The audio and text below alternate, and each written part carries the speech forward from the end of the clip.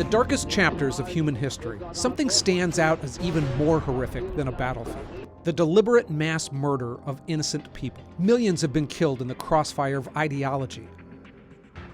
But what kind of a person would carry out such an order to shoot a pregnant woman or a child?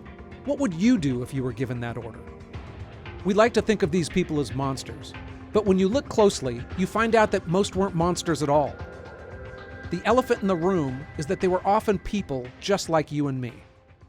I'm going to take you through the story of one killing unit from World War II. They were German reserve police officers known as Battalion 101. It's an amazing insight not only into the horror that people can inflict on one another, but how normal these guys were. Even worse, it shows how they became willing executioners and how that might happen to you and me. That combination makes it one of the most chilling stories I've ever heard. Before sunrise on July 13th, 1942, the 500 German police officers of Battalion 101 were woken in their barracks. In the dark, they loaded up on extra ammunition, they boarded trucks, completely unaware of their mission. They headed to Jozefow, a small Polish village nearby. The drive was a slow grind over rough gravel roads, taking about 2 hours, and they still arrived early in the morning at the village. With simple white homes and thatched straw roofs, the town was poor and struggled to find the housing and food for the growing Jewish refugee population. There, the men gathered around their commander, Major Wilhelm Trapp. He was a 53-year-old career policeman they called Papa Trapp. Reports say he struggled with emotion and had tears in his eyes. He told the men, "I have a terrible order to give you today."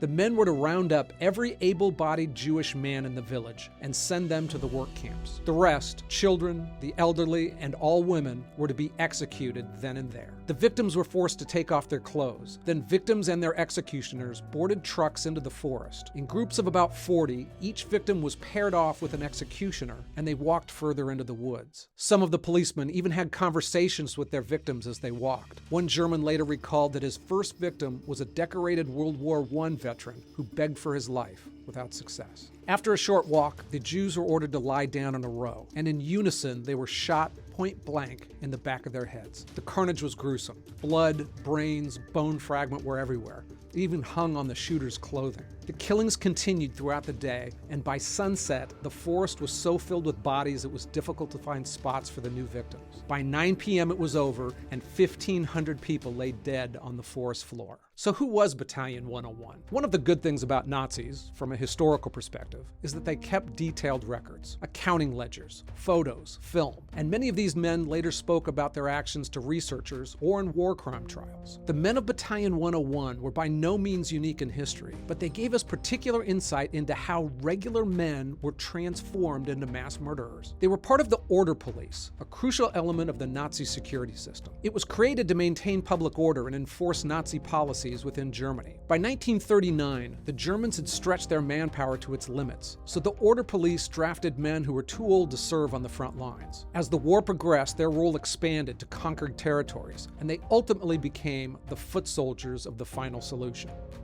And in no way did they look like the ideal men for that role. They ranged from their late 30s to their late 40s. They were family men, mostly with children. And they weren't ideological zealots. They were too old to have been grown up in Hitler's youth indoctrination. In fact, only a small percentage of them were actual card-carrying Nazis. Mostly, they were working-class guys from Hamburg, Germany, shopkeepers, tailors, metalworkers. They weren't subjected to intense indoctrination, and most were new recruits who'd been in Poland only 3 weeks before being ordered to commit mass murder. And here's the really wild part. They were given a choice. They were willing executioners. When the men gathered around Major Trapp and got their orders, he gave them an out. He told them that if they didn't feel up to the task, they could step out of the ranks. Now when he did, there was a long pause before one guy finally did, and about another dozen followed suit after that. The orders from above made it clear that the men didn't have to participate. The choice was theirs, something that apparently was the case for all the execution units in Poland. Imagine being in that position. On the first day of the killing, some of the Germans who didn't fall out of the rank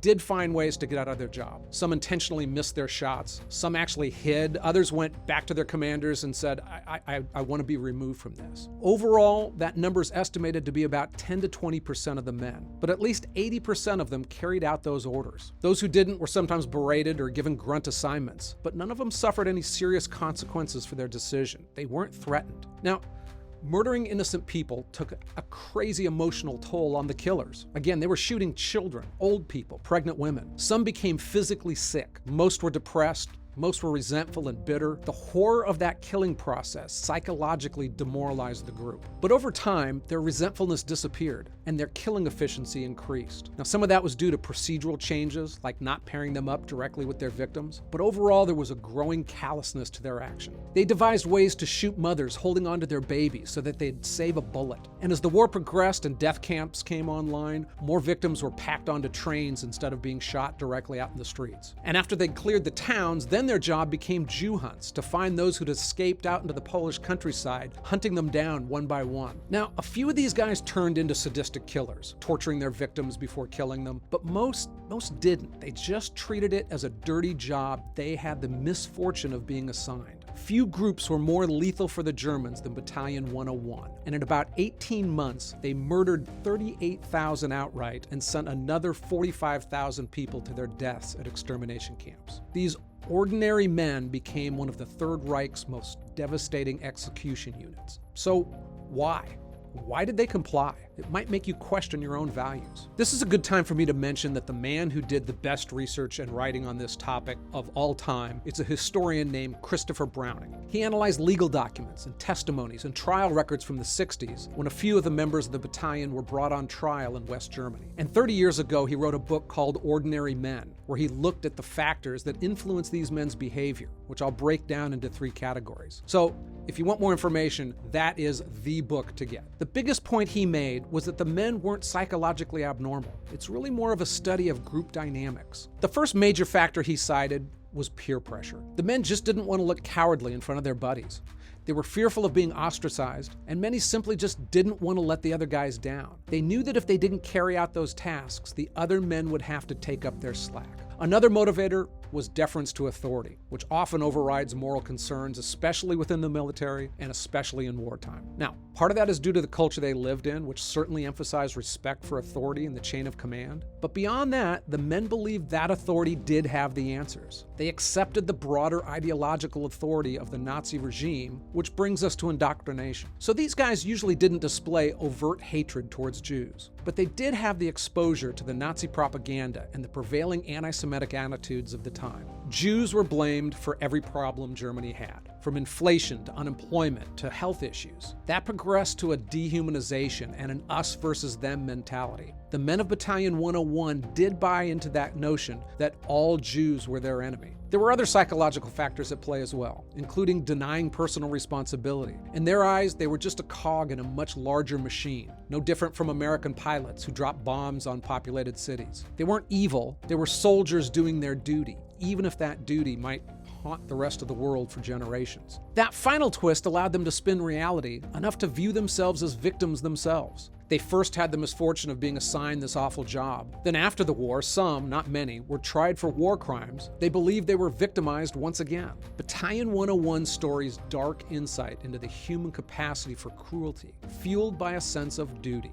It wasn't just about following orders. It was about a collective failure of morality. And it also raises the most uncomfortable question of all. Could it happen to you? Could it happen to me? Now, you might have seen this famous photo of a man named August Landmesser at a Nazi rally. When most of us look at this image, we imagine ourselves being that guy with his arms crossed. The one who didn't buy the propaganda and ideology that would destroy his country and much of the world. But the odds aren't in our favor. You and I are more likely to be one of the other guys. When governments tell us to do something, most of us comply. Sometimes, years later, we look back at those decisions in a different light. I keep this poster in my office. It instructed all Japanese Americans to report to internment camps during the war. Afraid of espionage and spying, President Roosevelt forced over 100,000 Americans to leave their homes and live in guarded camps throughout World War II. We view that differently now. Heck, even in COVID, we saw people take the role of government enforcer too seriously. Like this lady who was reacting to a couple kids who were tossing a ball around on an empty field. I'm just trying to save your ass